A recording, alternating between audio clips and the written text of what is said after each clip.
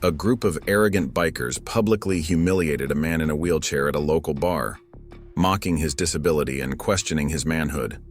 Little did they know, he was one of the most decorated special forces operators in modern military history, a man whose classified missions had changed the course of wars. Sometimes the quietest warriors carry the heaviest medals. If this is your first time on our channel, take a moment to subscribe and hit that notification bell. Join our community of storytellers and never miss another inspiring tale of courage, redemption, and unexpected twists. To our loyal subscribers, thank you for your continued support. Now, let's dive into this incredible story. Pine Valley, Oregon wasn't the kind of town where much happened. Nestled between towering Douglas firs and misty mountains, it was a place where everyone knew everyone, or at least thought they did. The Rusty Chain, a bar on the outskirts of town, had become the unofficial territory of the Road Reapers, a local motorcycle club that took pride in claiming the establishment as their own. Marcus Reed wheeled himself into the Rusty Chain one quiet Thursday evening, his movements precise and controlled. At 34, his face carried the weathered look of someone who had seen more than his share of life's darker moments. His wheelchair, sturdy and well-maintained, betrayed nothing of its owner's past. The bar fell quiet as he entered, the kind of silence that carries weight. Derek "Wolf" Mitchell, leader of the Road Reapers, watched from his corner booth, his lips curling into a smirk as Marcus made his way to the bar. The place was packed with the usual crowd, including Olivia Chen, a nurse from Valley General Hospital, who had recently started working the night shift and often stopped by for dinner before her rounds. "Well, well," Wolf's voice carried across the room. "Looks like we've got ourselves a real hero here, boys." His sarcasm dripped like venom. The other bikers chuckled, their leather vests creaking as they shifted in their seats. Marcus didn't respond, didn't even turn his head. He ordered his drink quietly, his voice low and steady. But Wolf wasn't finished. "Hey, Wheels," Wolf called out louder now. "This ain't exactly a handicap-friendly establishment. Why don't you roll on back to whatever nursing home you escaped from?" Olivia watched from her corner table, her hands tightening around her glass. She'd seen enough bullying in her life to recognize it, and something about Marcus's calm demeanor caught her attention. There was a stillness to him that spoke of strength, not weakness. "I've got as much right to be here as anyone else," Marcus replied, his voice carrying a quiet authority that made several heads turn. His eyes, when they finally met Wolf's, held something that made the biker leader pause. Not fear or anger, but a kind of knowing patience, like a teacher watching a child act out. Wolf stood up, his massive frame towering over his booth. His followers, like a pack sensing blood, began to gather around. "Rights?" he sneered. "Rights are for men who can stand on their own 2 feet. What's wrong, soldier boy? Couldn't hack it in the real world?" The word soldier made Marcus's jaw tighten almost imperceptibly. Olivia, still watching, noticed how his hands gripped his wheels, not in fear, but in the way someone might grip a weapon they're choosing not to use. "I've stood enough," Marcus said simply, "more than you'll ever know."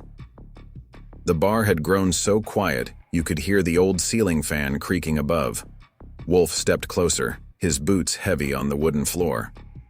"Boys," he announced to his crew, "I think it's time we taught our wheelchair warrior here about respect, about knowing his place." What happened next would become legend in Pine Valley, a story that would be told and retold until it took on the weight of myth. But for now, Marcus sat quietly, his eyes forward, his breathing steady.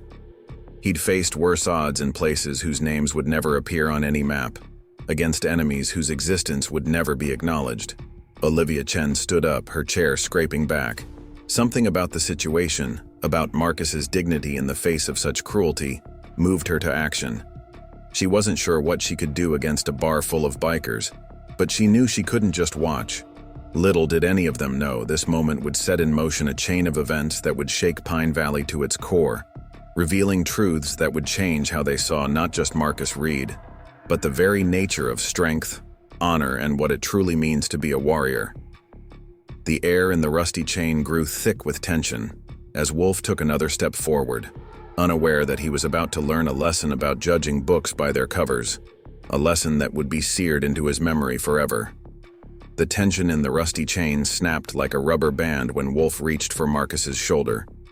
What happened next was so fast that most patrons would later disagree about the exact sequence of events. Marcus's wheelchair pivoted with military precision. His hand caught Wolf's wrist, and suddenly the biker leader found himself off balance, stumbling backward into his own crew. "That's enough," Olivia's voice cut through the chaos. She stepped between Marcus and the bikers, her hospital ID badge gleaming under the bar lights. "Unless you want me reporting workplace injuries to Valley General's emergency room tonight?" Wolf straightened his leather vest, his face red with embarrassment and rage. "You're making a mistake, nurse," he growled. "Both of you are." But something in Marcus's calm demeanor gave him pause. Those weren't the eyes of a victim. They were the eyes of someone who had seen real combat, real danger. "The only mistake," Marcus said quietly, "is assuming that a wheelchair defines what a person is capable of." His words carried weight, not from volume but from the steel behind them. Olivia gathered her things, making a show of pulling out her phone. "I'm calling an Uber," she announced. "Marcus, would you like to share? It's not safe to wheel home in the dark." Her eyes met his, offering not pity, but genuine concern. Marcus considered her for a moment, then nodded. As they left the rusty chain, Wolf's voice followed them. "This ain't over, wheelman. Pine Valley ain't big enough for both of us." Outside, the Oregon night air was crisp with pine scent. Olivia's hands were shaking slightly as the adrenaline wore off. "That was incredibly brave," she said, "the way you handled him." Marcus smiled, a genuine expression that transformed his serious face. "I've had practice staying calm under pressure. Thank you for stepping in, though. Not many would have done that." "I'm a nurse," Olivia shrugged. "Helping people is kind of my thing. Plus, I hate bullies." She paused, studying him. "You're new to Pine Valley, aren't you?" "I haven't seen you around before." "Moved here 3 months ago," Marcus confirmed. "Needed a quiet place to," he hesitated, "recover." Something in his voice suggested there was more to the story, but Olivia didn't press. The Uber arrived, and Marcus transferred himself into the car with practiced ease, folding his wheelchair with quick, efficient movements. Olivia noticed the strength in his arms, the precision of his actions. This was not a man defeated by his disability. During the ride, they learned they were neighbors of sorts.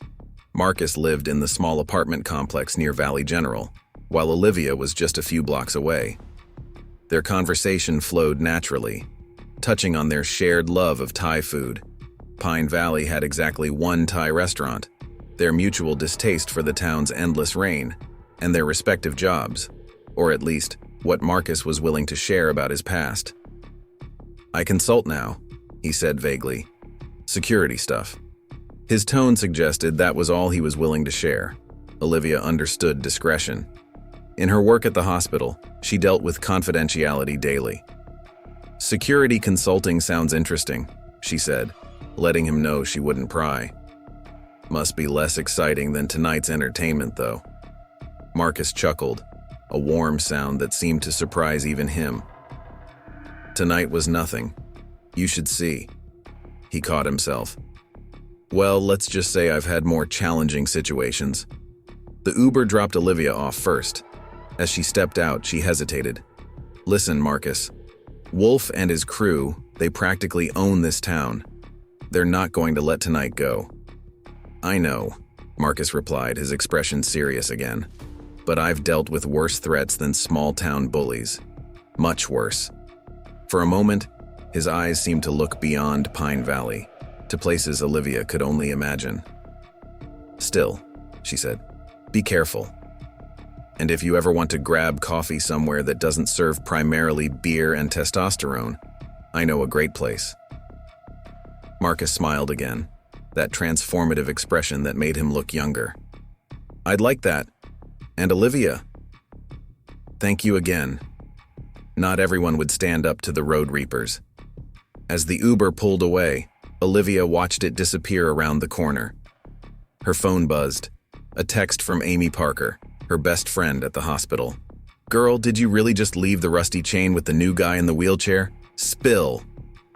Olivia smiled, typing back, "Long story. Tell you tomorrow." But Amy, there's something about him. Something different. Meanwhile, Marcus entered his apartment, his movements still precise despite the late hour. He wheeled to his study, where a locked cabinet stood in the corner.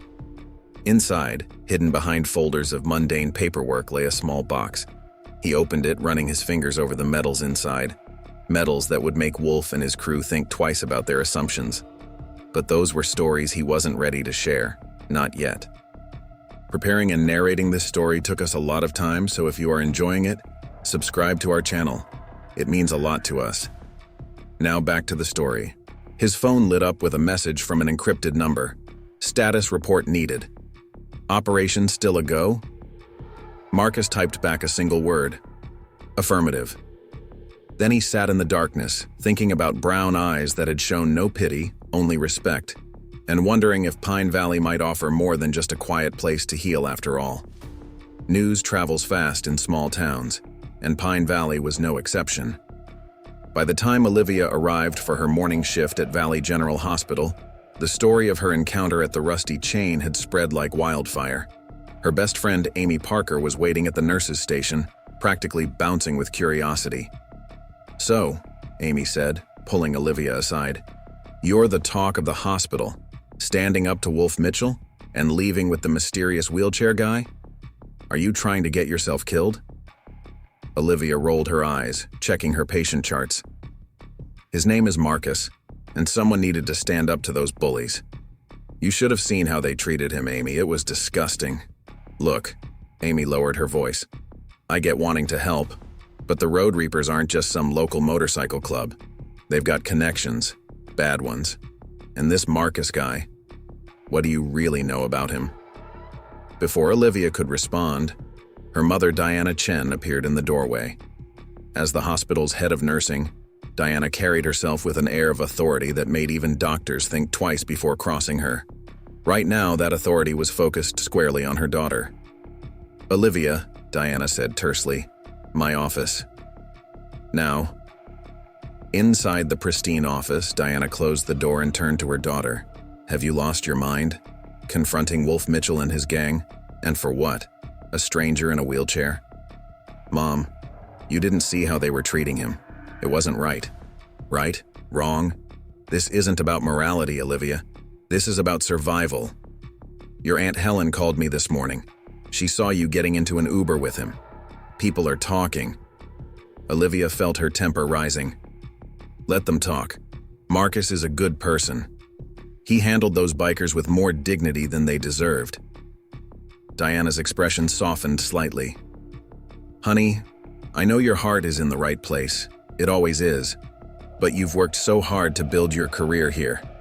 The last thing you need is to get mixed up with, well, with someone who will only complicate your life."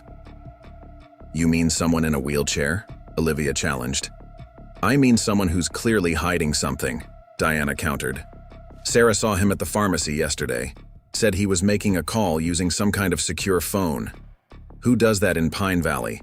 And now he's got Wolf Mitchell gunning for him, and by extension, you." Meanwhile, across town, Marcus was dealing with his own form of interrogation. His secure line had been buzzing all morning with messages from command. "Status compromised?" Read one message. "Negative," he typed back. "Situation contained. Local interference could jeopardize the operation. Consider relocation?" Marcus stared at the message, thinking about brown eyes that had shown no fear, about quiet courage in the face of intimidation. "Negative," he replied. "Location still viable." A knock at his door interrupted his thoughts. Through the peephole, he saw Jason "Snake" Cooper, Wolf's second-in-command, standing in the hallway. Marcus quietly moved to his desk, pressing a hidden button that would record everything. "Come in," he called out, his voice neutral. Snake entered, his leather vest creaking. His eyes scanned the apartment, taking in the sparse furnishings, the lack of personal items. "Nice place," he said, his tone suggesting otherwise. "Wolf sent me with a message." I'm sure he did. See, you're new here. Maybe you don't understand how things work in Pine Valley. The Road Reapers, we've got an understanding with the town. We keep order, they stay safe. Simple. Marcus met his gaze steadily. And my presence disrupts this order? You made Wolf look bad last night. That's not something he forgives easily, but... Snake paused. He's willing to be reasonable. Leave town quietly, or things might get uncomfortable. Not just for you, but for that pretty nurse who stood up for you. Marcus's expression didn't change, but something cold entered his eyes. Tell Wolf I appreciate his concern, but I've faced worse threats than small-town bullies trying to play soldier. Snake's face darkened. That's your choice then? Fine. But remember, we warned you. He turned to leave, then stopped. Oh, and about the nurse. Shame if something happened to her mother's car. Brake lines can be so unpredictable these days. After Snake left, Marcus sat in silence for a long moment. Then he reached for his secure phone, typing quickly. Request permission to engage more actively in local situation. Threat level escalating. The response came quickly. Permission granted, maintain cover, primary mission still priority. Marcus wheeled to his cabinet, opening it to reveal not just medals but a laptop with capabilities far beyond anything the Road Reapers could imagine. If they wanted to play games, he'd show them what real psychological warfare looked like. Back at the hospital, Olivia was finishing her shift when she received a text from an unknown number. Coffee tomorrow? Marcus. She smiled, then saw her mother watching from down the hall, concern evident on her face. Olivia typed back, Yes, but there's something you should know. Snake Cooper came by the hospital today asking questions about you. Marcus's response was immediate. Be careful. Things might get complicated. Olivia looked at her mother, then at her phone, then out the window where a group of Road Reapers were clearly visible in the parking lot, watching the hospital entrance. I think, she typed back, things already are. The coffee shop, Morning Pine, sat tucked away in a quiet corner of town, far from the rusty chain's rough atmosphere. Olivia arrived early, choosing a secluded table near the back. Through the window, she noticed 2 Road Reapers' motorcycles parked across the street. Wolf's surveillance was becoming more obvious by the day. Marcus arrived precisely on time, navigating his wheelchair through the narrow space with practiced ease. Olivia noticed how other patrons tried not to stare, some from pity, others from curiosity about the man who'd stood up to Wolf Mitchell. You're being watched, Marcus said quietly as he positioned himself at the table. I noticed. Your friends from the other night seem very interested in your social life. They're not the only ones watching. Marcus's voice dropped lower. Your mother had someone follow you here. Black sedan, 2 cars back in the parking lot. Olivia blinked, surprised both by the information and Marcus's awareness. How did you... Training, he said simply. Old habits die hard. Their coffee arrived, and for a moment they sat in comfortable silence. Olivia studied Marcus's face, the way his eyes constantly scanned the room, the slight tension in his shoulders that spoke of someone always ready for action. You're not really a security consultant, are you? She asked finally. Marcus's lips twitched. I consult on security matters. That part's true. The rest. He glanced around, then pulled out what looked like a normal phone. After pressing a few buttons, a slight buzzing filled the air. Signal jammer, he explained. Now we can talk. You know that's not exactly reassuring, right? But Olivia was smiling. I'm part of a joint task force, Marcus said quietly. Special forces operators working with federal agencies. We've been tracking a major drug trafficking operation using small towns as distribution points. The Road Reapers? They're just the local muscle for something much bigger. Olivia absorbed this, her coffee growing cold. That's why you're here, in Pine Valley? Initially, yes. We've been investigating similar operations in small towns across the Pacific Northwest. But Pine Valley's different. The Reapers have deeper connections, better organization. We think this might be one of their main hubs. And the wheelchair? Marcus's expression darkened. That part's real, Mission in Afghanistan 2 years ago. IED took out our convoy. I lost my legs, but... He paused. It provided an unexpected advantage. Nobody suspects the guy in the wheelchair. Olivia reached across the table, touching his hand. I'm so sorry about what happened to you. Don't be, Marcus said firmly. I'm not. This chair, it's just equipment now, like any other tool I use. A movement outside caught his attention. One of the road reapers was approaching the coffee shop. Marcus quickly disabled the signal jammer. Your mother's worried about you, he said, smoothly changing topics as the biker entered. She should be. Wolf Mitchell's not just some small-town thug. He's connected to some very dangerous people. I can take care of myself, Olivia insisted. I know you can. But this is bigger than just us now. Marcus pulled out a small device, sliding it across the table. Emergency beacon. If you're ever in trouble, press it twice. I'll know where to find you. The biker passed their table, clearly trying to eavesdrop. Olivia pocketed the beacon, playing along with the casual conversation. So, how's physical therapy going? Making progress, Marcus answered smoothly, though some days are harder than others.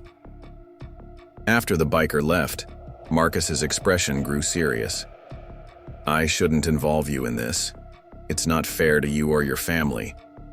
I'm already involved, Olivia pointed out. The moment I stood up to Wolf, I chose a side.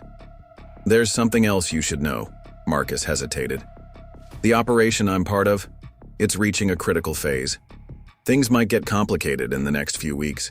If you want to walk away, now's the time. Olivia thought about her mother's warnings, about the road reapers watching her house, about the quiet strength in Marcus's eyes. I'm not walking away, she said firmly. Marcus nodded, understanding the weight of her decision. Then there are some things you need to learn. Safety protocols, emergency procedures. The road reapers may seem like thugs, but they're just the surface. Behind them are people who wouldn't think twice about using you to get to me. Just then, Olivia's phone buzzed. A text from her mother. Where are you? We need to talk. Another message followed from Amy. 911 at hospital. Your mom's furious, better come quick. Go, Marcus said, reading her expression. But remember, trust no one completely, not even people you've known all your life. This operation has shown us that anyone can be compromised. As Olivia stood to leave, Marcus caught her hand. Tonight, 8 p.m. Valley Veterans Hall. There's something you need to see. She nodded, then hurried out, feeling the weight of the emergency beacon in her pocket. Through the window, Marcus watched her go, then pulled out his secure phone.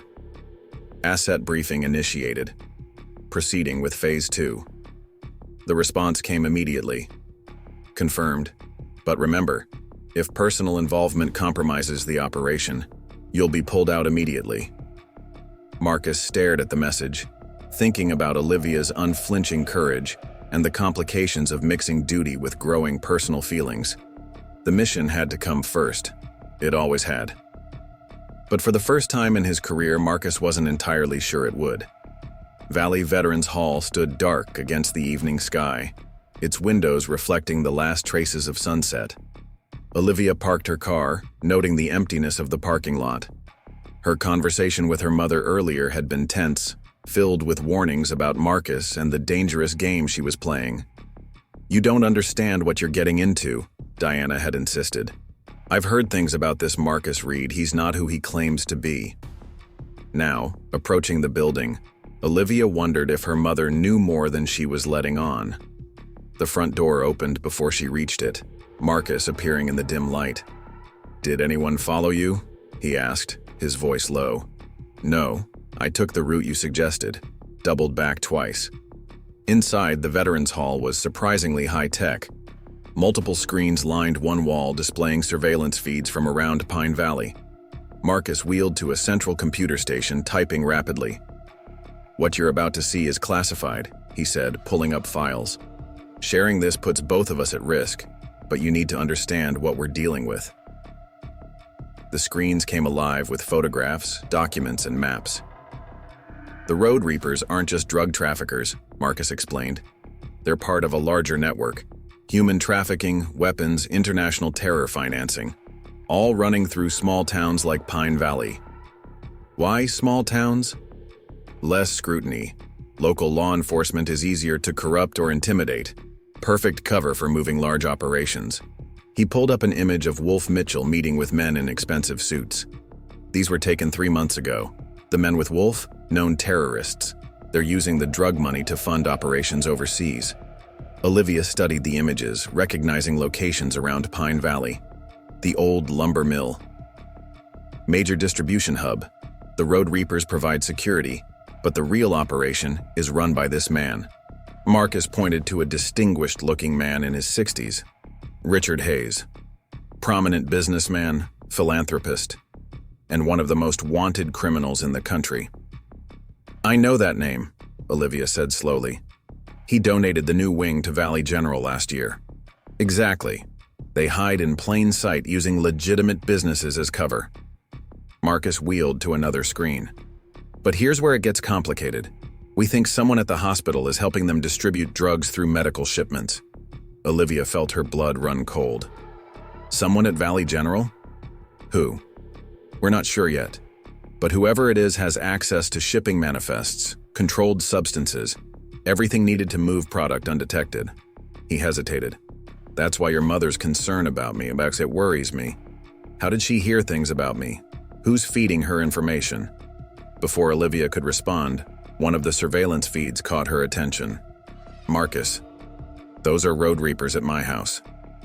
3 motorcycles were parked outside the Chen residence. Wolf Mitchell himself was at the door, speaking with Diana Chen. This isn't a friendly visit, Marcus said grimly, activating audio feeds. Wolf's voice came through clearly.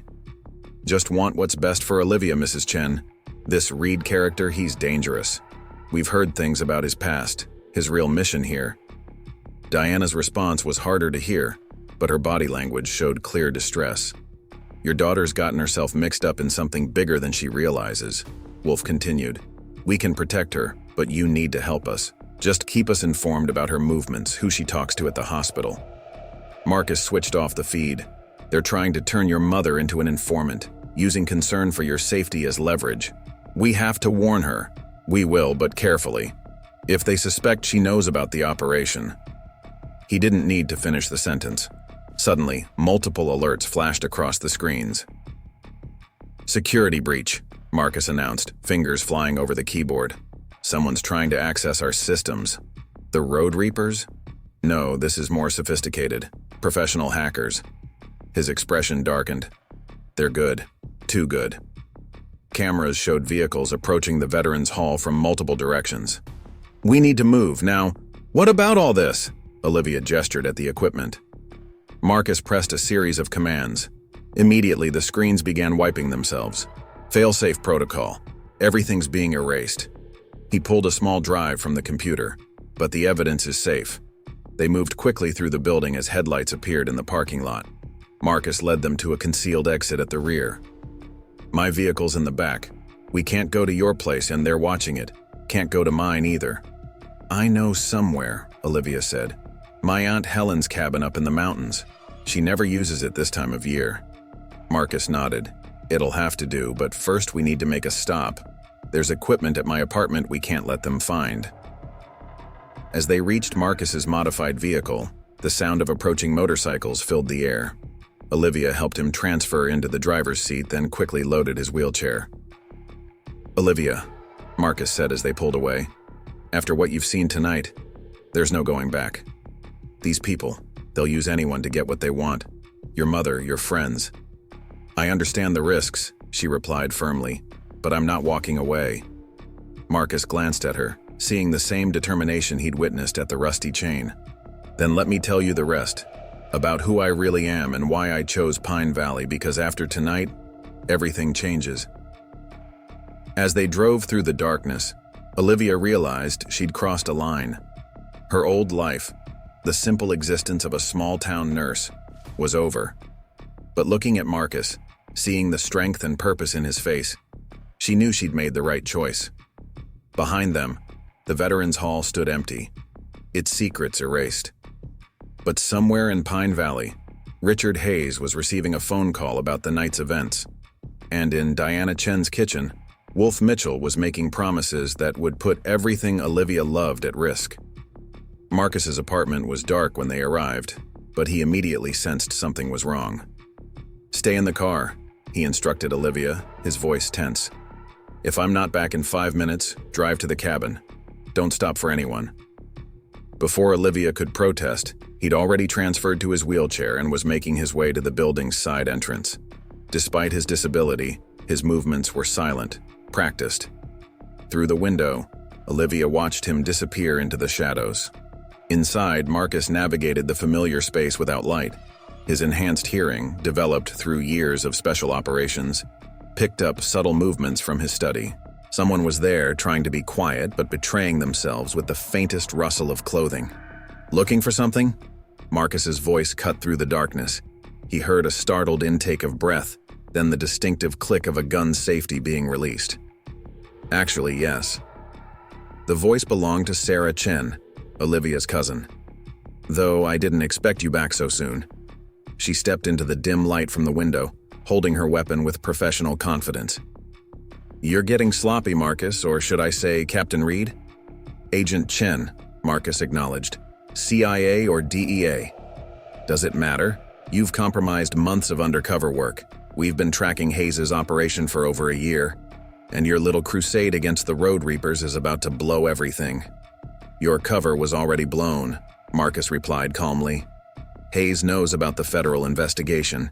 He's using the hospital to funnel drugs and launder money, and someone in your operation leaked." Sarah's grip on the gun tightened. "You don't know what you're talking about." "Don't I? Why did you push Diana to warn Olivia away from me? You're not protecting your cousin, you're protecting your mission." But Hayes is 3 steps ahead. The donation to the hospital? It wasn't just for money laundering. He's built a whole distribution network through Valley General's supply chain. A floorboard creaked behind Sarah. In the split second she turned to look, Marcus moved. His wheelchair forgotten, he launched himself forward with explosive force. Sarah was good, but Marcus had trained for combat long before losing his legs. The gun clattered away as they grappled.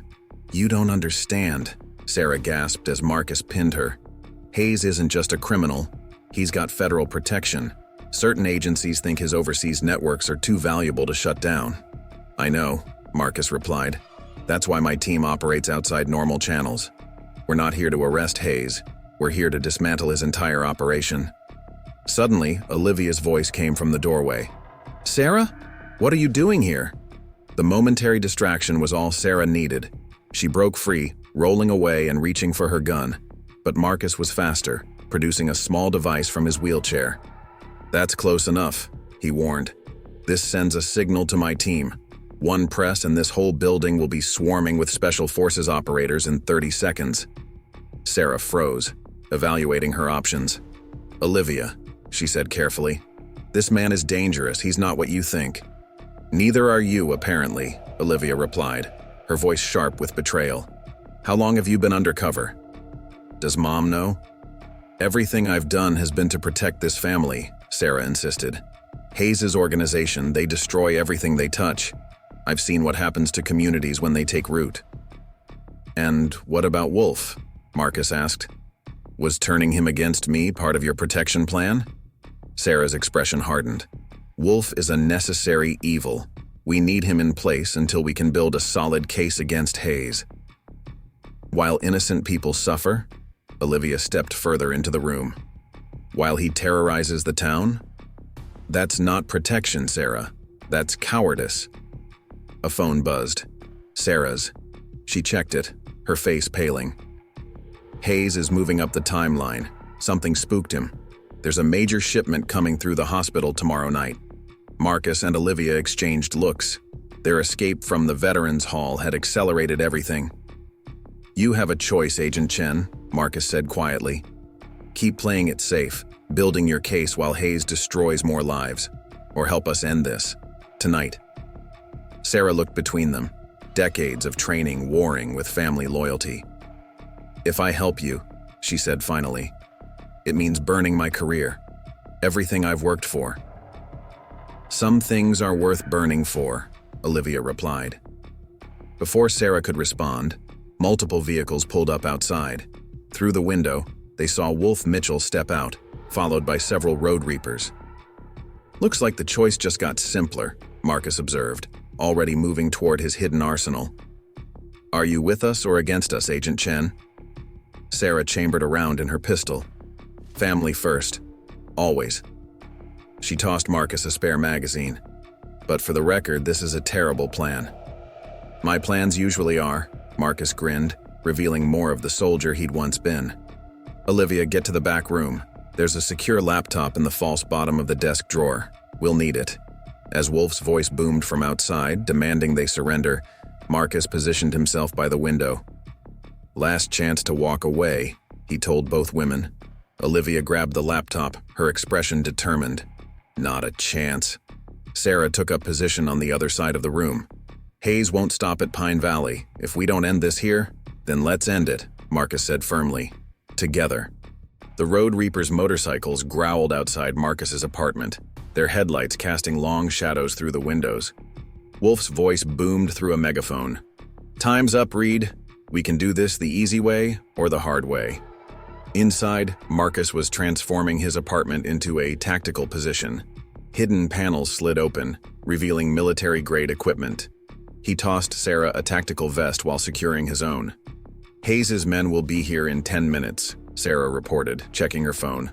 "Wolf's just the advance team."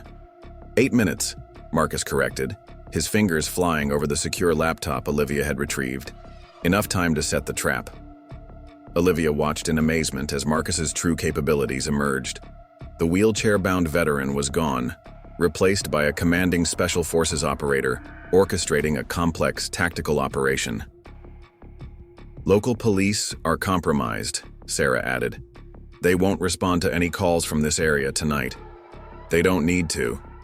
Marcus finished his typing with a flourish. "Cavalry's already on the way. My team's been staged nearby, waiting for this." He turned to Olivia. "Remember that emergency beacon I gave you?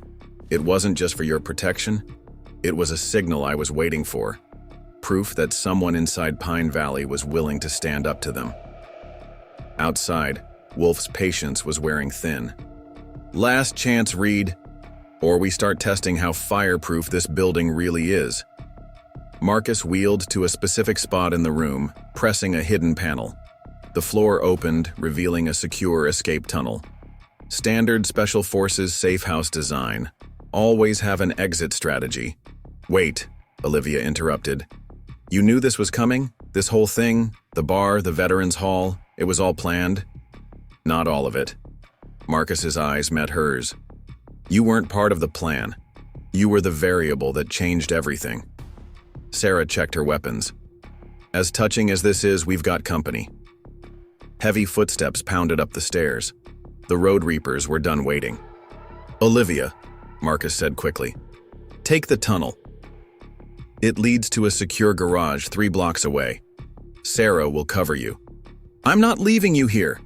"This isn't a debate. Hayes's organization has to believe they've won tonight. Has to believe they've driven me out of Pine Valley. It's the only way to protect what we've started here." The first impact rattled the door in its frame. Wolf's men were trying to break through. Sarah grabbed Olivia's arm. "He's right. We've got a bigger play here. Hayes, the hospital, all of it. We need to be alive to stop it." Marcus pulled a small flash drive from his wheelchair. "Everything you need is on here. Files, contacts, evidence. Enough to expose the whole operation, but it has to be done right." Another crash. The door wouldn't hold much longer. "Marcus," Olivia started. "I know," he said softly. Then louder. "Agent Chen, get her out of here. That's an order." Sarah nodded sharply, understanding the mission parameters. She pulled Olivia toward the escape tunnel just as the apartment door splintered. Wolf burst in with 4 of his men, weapons raised, but Marcus's wheelchair was empty. "Looking for someone?" Marcus's voice came from behind them. Before they could turn, the room plunged into darkness. What followed was a symphony of precision violence, the whisper of carbon fiber blades, the muted thuds of bodies hitting the floor, the strangled gasps of men discovering too late that appearances could be deceiving. When emergency power kicked in 30 seconds later, Wolf found himself alone, his men unconscious around him. Marcus sat calmly in his wheelchair, looking completely unruffled. "Impossible," Wolf breathed. "You're just a crippled vet." "No," Marcus replied. "I'm the man who's going to dismantle everything you've built here, one piece at a time." Through the escape tunnel, Olivia and Sarah heard the sounds of combat fade. "He'll be okay," Sarah assured her cousin. "I've read his file, the things he's done. Wolf and his thugs don't stand a chance." "It's not Wolf I'm worried about," Olivia replied, clutching the flash drive. "Hayes's men are coming, professional killers." "That's exactly what Marcus is counting on." Sarah checked her phone again.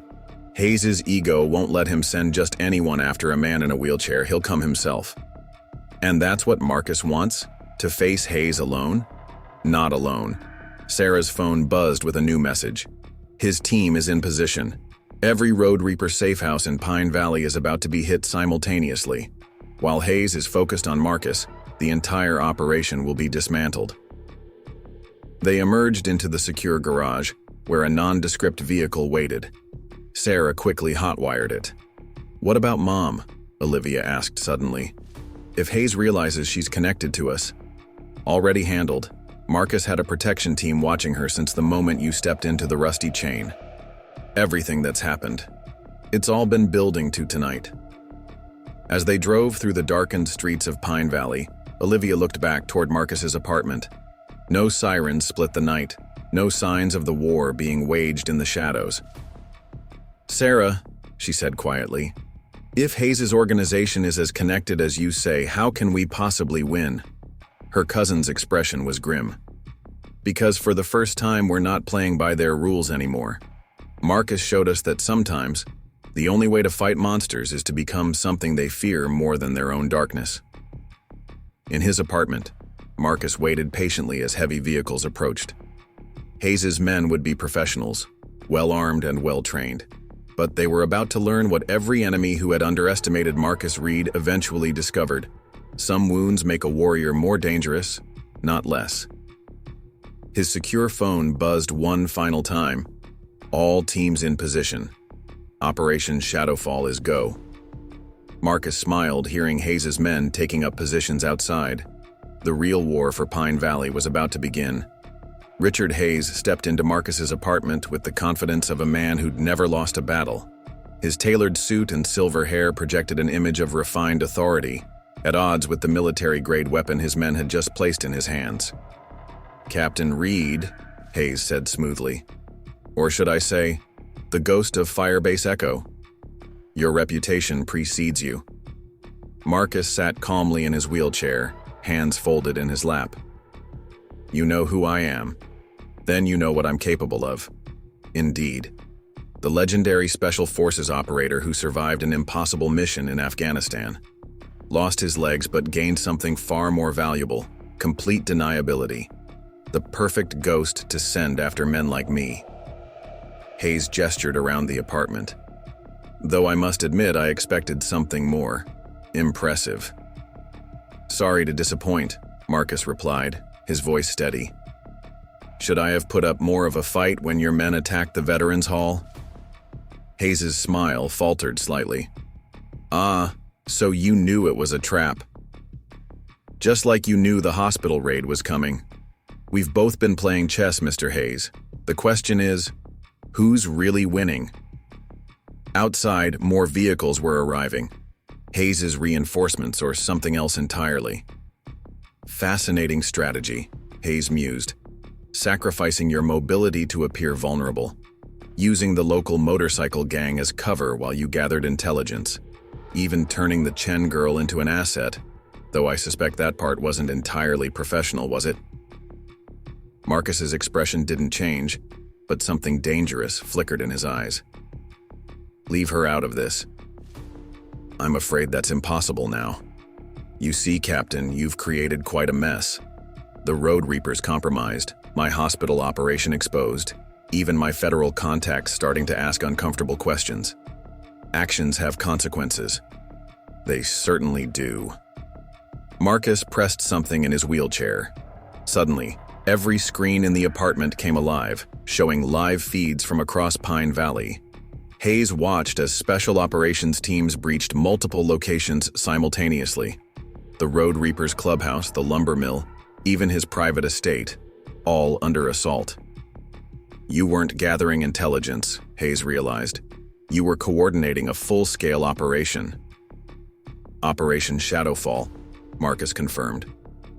2 years in the planning. Every corrupt cop, every compromised official, every piece of your empire, all being dismantled as we speak. Hayes raised his weapon. You think I didn't plan for this? One call and your precious Olivia Chen disappears forever. Her mother too, I have reach you can't imagine. Had reach, Marcus corrected. Check your phone. Hayes pulled out his phone, finding it dead. In fact, every electronic device his men carried was completely dark. EMP burst, Marcus explained. Localized, military grade. Your communication networks, your offshore accounts, your fail-safes, all gone. The only working electronics in Pine Valley right now are the ones I control. For the first time, Hayes showed real fear. You're insane. The collateral damage is already accounted for. Valley General is running on protected circuits. Emergency services, too. We're not monsters, Mr. Hayes. That's your department. A new sound filled the air. Helicopters, approaching fast. That'll be my team, Marcus said calmly. The same unit that should have died with me in Afghanistan. Turns out loyalty goes both ways. Hayes backed toward the door, but his men weren't there. The apartment had gone oddly quiet. Your security detail surrendered 5 minutes ago, Marcus informed him. They're professionals. They know a lost cause when they see one. You don't understand what you've done, Hayes snarled. The networks I protect, the arrangements I maintain, there's a reason the government lets me operate. No, you don't understand. Your networks are already compromised. Your international contacts are being rounded up as we speak. This isn't just about Pine Valley anymore. Hayes raised his weapon, desperation replacing fear. I won't go down alone. If I'm falling, I'm taking you with me. Marcus smiled. I died in Afghanistan, Mr. Hayes. Everything since then? It's been borrowed time. But you? You've got a lot to lose. The windows exploded inward as Special Forces operators rappelled into the apartment. Hayes spun, firing wildly. But these weren't Road Reapers. These were the elite of the elite, and they moved like ghosts. In the chaos, Marcus launched himself from his wheelchair, his carbon fiber combat prosthetics giving him capabilities Hayes had never imagined. The crime lord's weapon went flying, as Marcus took him down with practiced efficiency. Richard Hayes, Marcus said formally as his team secured the target, you're under arrest for crimes against the United States, and that's just the beginning. As Hayes was led away, Marcus's secure communications crackled back to life. All targets secured, Operation Shadowfall complete, collateral damage minimal. Marcus wheeled to the window, watching his team efficiently cleaning up the operation. In the distance, he could see Valley General's lights still burning bright. Somewhere out there, Olivia was safe, probably already working to protect her patients from the chaos of tonight's events. His phone buzzed, a message from Sarah. Hayes's federal contacts are running scared. Your team's evidence dumps hit every major agency simultaneously. It's over. Another message followed from Olivia.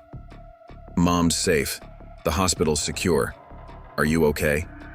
Marcus looked at his wheelchair, at the apartment that had been both prison and fortress, at the culmination of 2 years of planning and sacrifice. I'm okay, he typed back, but we need to talk. About everything.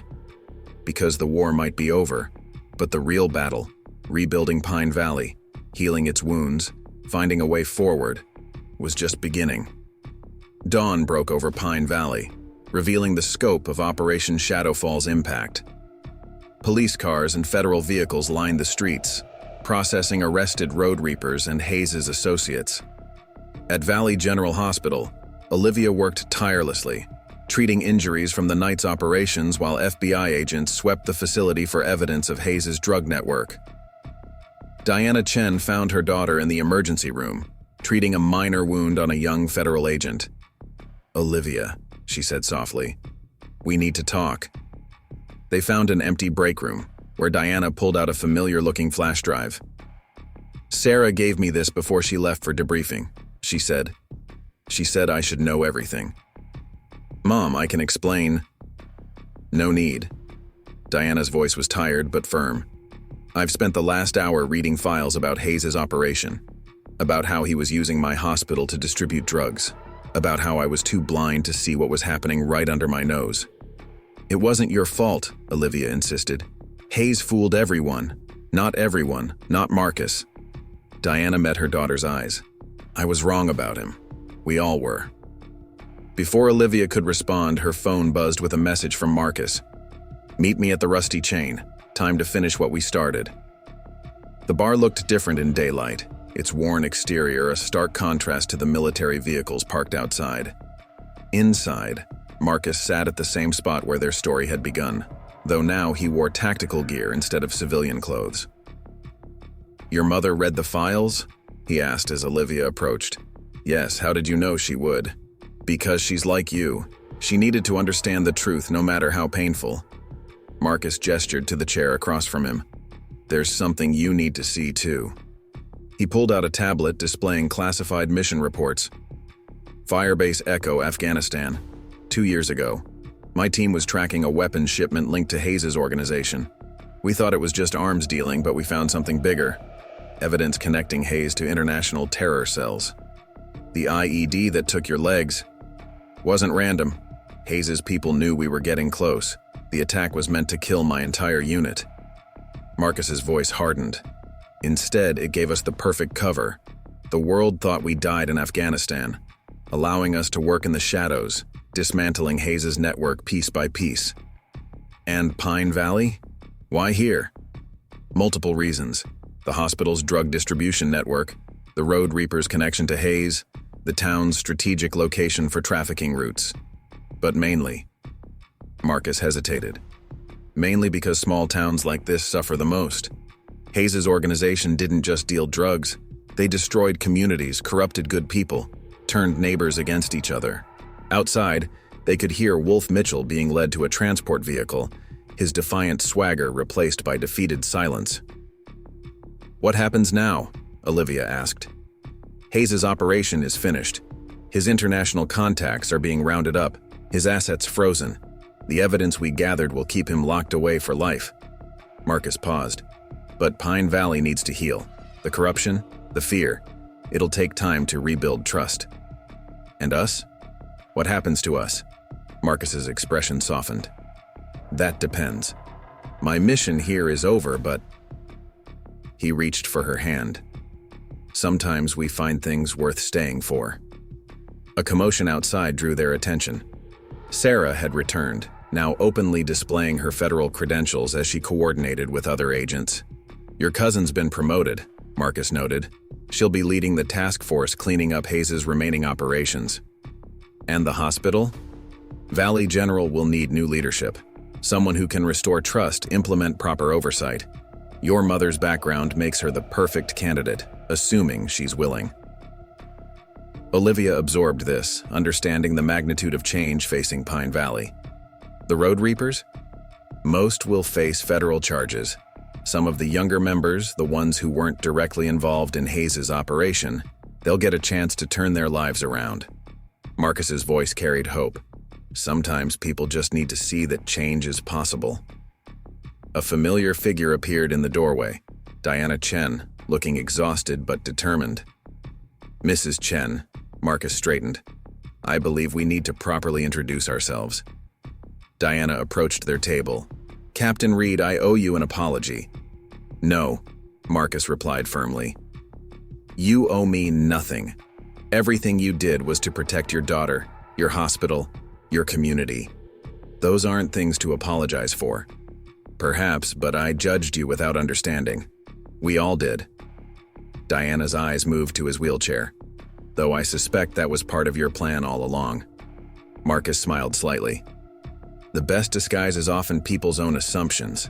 No one looks too closely at a disabled veteran in a small town." "Except my daughter," Diana noted. "Except Olivia," Marcus agreed, his voice warm. Outside, Pine Valley was beginning to stir. its citizens emerging to find their town transformed overnight.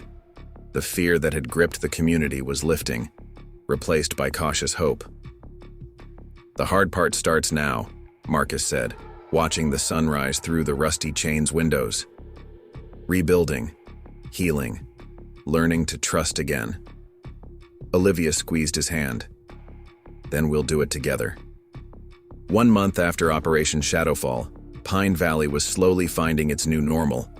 The Road Reapers clubhouse had been converted into a community center, its walls now bearing photographs of local veterans instead of motorcycle gang insignias.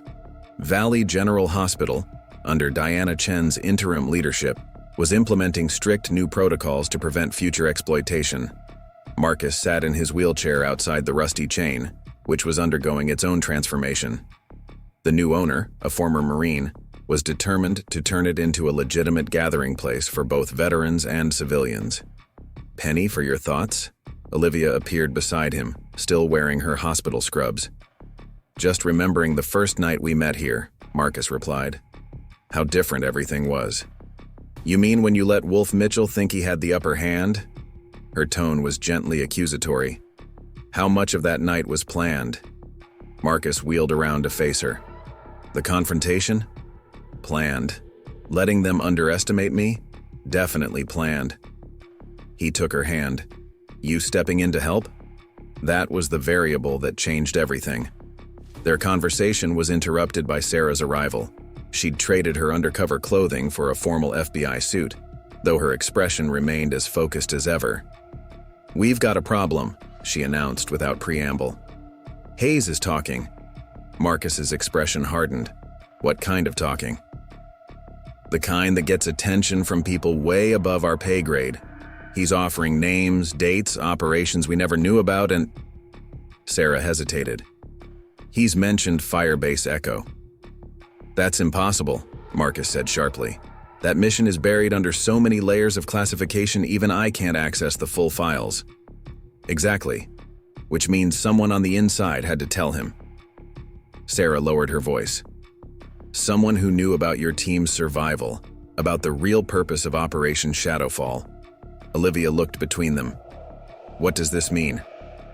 "It means," Marcus replied grimly, "that Hayes wasn't the top of the pyramid.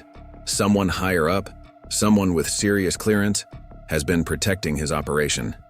A sleek black SUV pulled up to the curb. The window rolled down, revealing a distinguished man in a military uniform adorned with general's stars. "Captain Reed," the general called out. "We need to talk." Marcus recognized him immediately. General Howard Mitchell, Wolf's father and one of the most powerful men in military intelligence. "Sir," Marcus acknowledged, his voice carefully neutral, "the Firebase Echo situation has become complicated. Hayes' testimony raises concerns about operational security."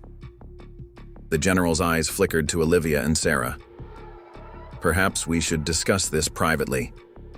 "With respect, sir. Anything you need to say can be said in front of Agent Chen and Ms. Chen. They're both cleared for this conversation." The general's expression tightened. "Very well. Hayes claims the attack on your unit wasn't just about weapons tracking. He says you found something else in Afghanistan, something that implicated certain high-ranking officials in his operation." "We found evidence of corruption at the highest levels," Marcus confirmed.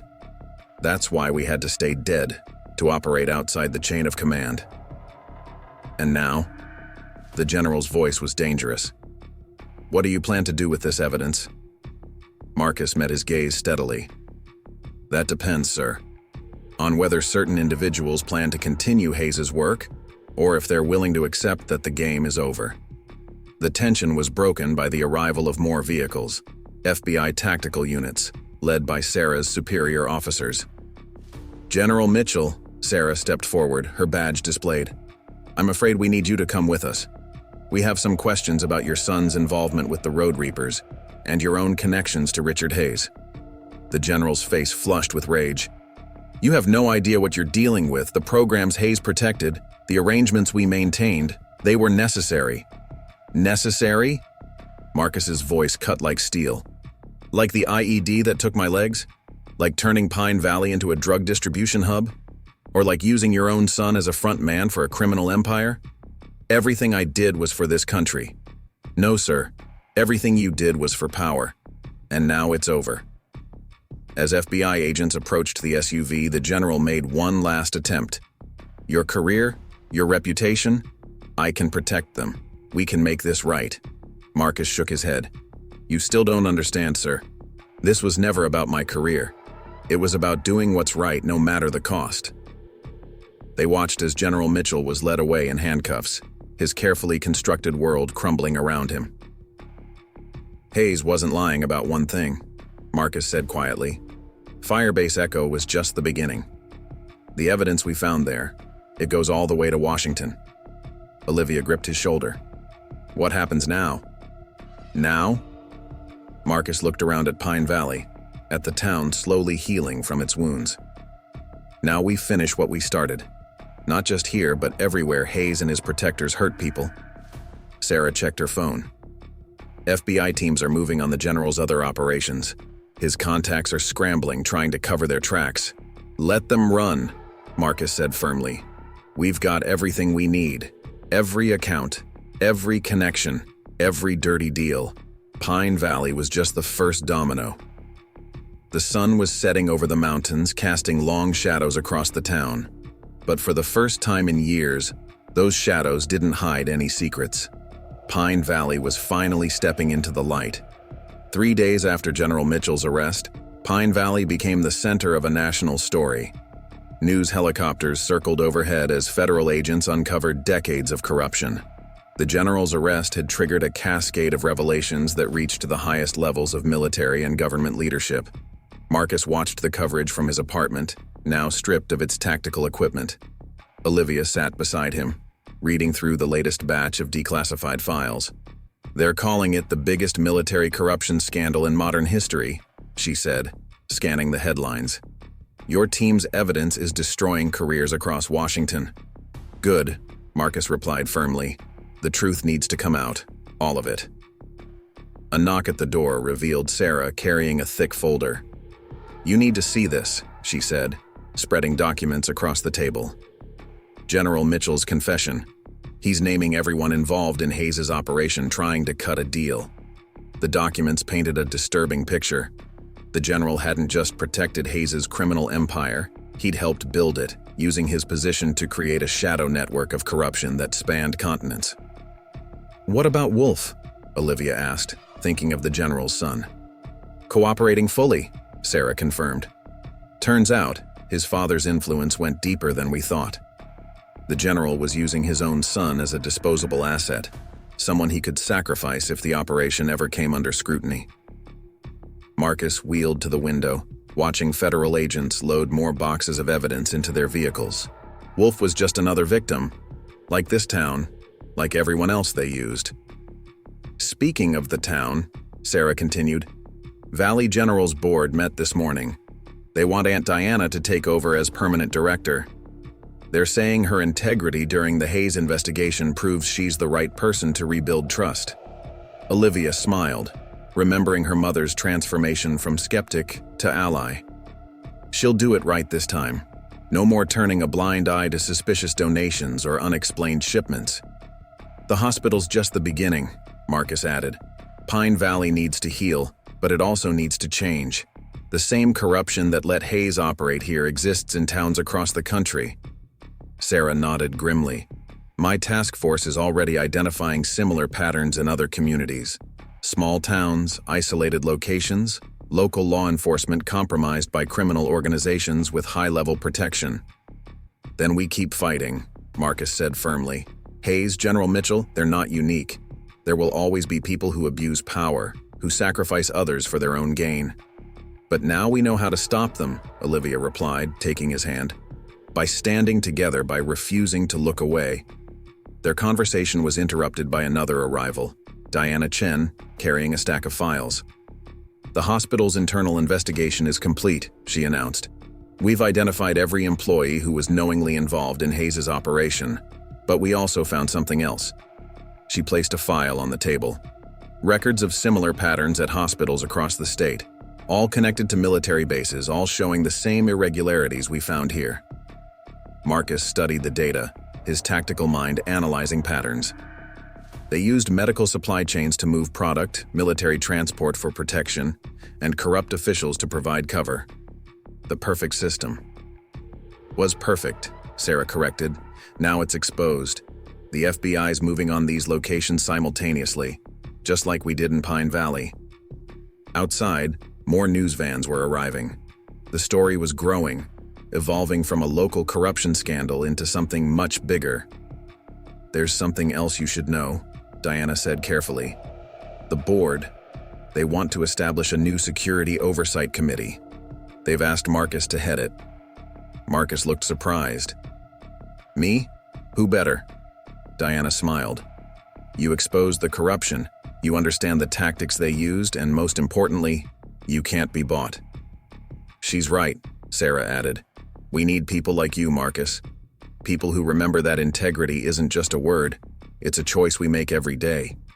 Olivia watched Marcus process this offer, seeing him wrestle with the possibility of a new mission, a new purpose. "The committee wouldn't just oversee Valley General," Diana continued. "We're proposing a regional network, sharing information and resources to prevent this from happening again." "A chance to protect more communities," Marcus mused, "to stop corruption before it takes root." "While staying in Pine Valley," Olivia added softly. Marcus met her gaze, understanding the unspoken question. His mission was technically complete. He could return to his unit, continue fighting shadows in distant places. But Pine Valley had become more than just another battlefield. It had become home. "The fight's not over," he said finally. "Hayes's network might be exposed, but there will be others.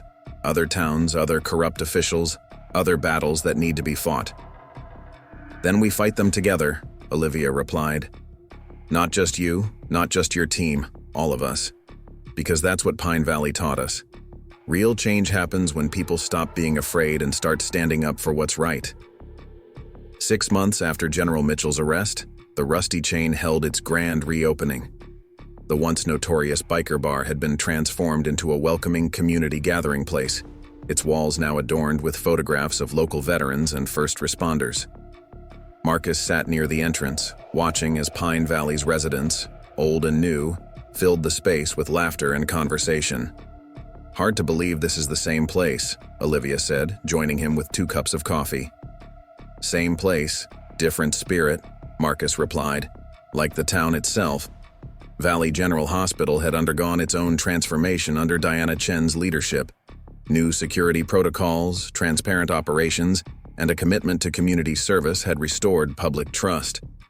The Oversight Committee, with Marcus at its helm, had already prevented several attempts by criminal organizations to establish new trafficking routes through other regional hospitals. Sarah appeared, looking professional in her FBI tactical gear. "Just got word from Washington. The last of General Mitchell's network has been dismantled. His confession led to 43 arrests, including 3 senators and a deputy director of intelligence." "And Hayes?" Marcus asked. "Serving multiple life sentences. His testimony helped, but not enough to earn him leniency. Too many lives destroyed, too many communities damaged."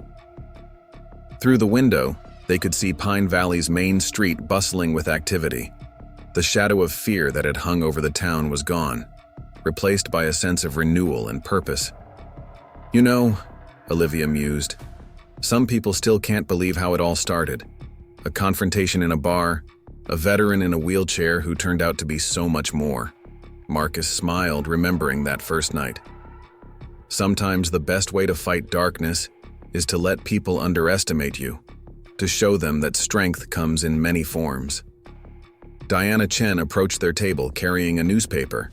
The headline read, "Pine Valley Model, Small Town's Victory Over Corruption Inspires National Change." "The governor called," Diana announced. "They want to implement our oversight program statewide. Other states are interested too." "Good," Marcus nodded. "Change has to start somewhere. Might as well be here." A young man approached their table, one of Wolf's former road reapers who'd chosen cooperation over prison. He now worked security at Valley General, part of a rehabilitation program Marcus had helped establish. "Sir," he addressed Marcus respectfully, The Veterans Support Group is ready for you. Marcus had started counseling local veterans, helping them deal with their own battles while showing them that disability didn't mean defeat. His experiences, both in combat and in exposing corruption, provided powerful lessons about resilience and purpose. "You've built something remarkable here," Sarah observed as Marcus prepared to leave. "Not just taking down criminals, but helping people rebuild their lives." "We all did," Marcus corrected. "Every person who chose truth over fear, who stood up when it mattered. That's what really defeated Hayes and Mitchell. Not tactical operations or classified evidence, but ordinary people refusing to look away." Olivia watched as Marcus led the veterans group, seeing not the undercover operator who'd arrived in Pine Valley, but the man who'd found a new mission, a new purpose, and yes, a new love. The sun was setting over the mountains, painting the sky in brilliant colors. From the Rusty Chain's renovated patio, the view of Pine Valley was spectacular, a town reborn, stronger for having faced its shadows and chosen light. "You could have gone anywhere after the mission," Olivia said later as they watched the stars emerge. "Taken any assignment, any position." Marcus took her hand, his grip firm and sure. "Some battles are worth staying for. Some victories need to be protected. And some loves." He smiled. "Some loves make every sacrifice worthwhile." Pine Valley had taught them all that true strength isn't about power or fear, but about the courage to stand up, to fight back, and to believe in something bigger than yourself. In the end, it wasn't just Marcus who had been transformed. It was an entire community, learning that heroes come in all forms, and that sometimes the greatest victories are won not through force, but through faith in each other. Up next, you've got 2 more standout stories right on your screen. If this one hit the mark, you won't want to pass these up. Just click and check them out.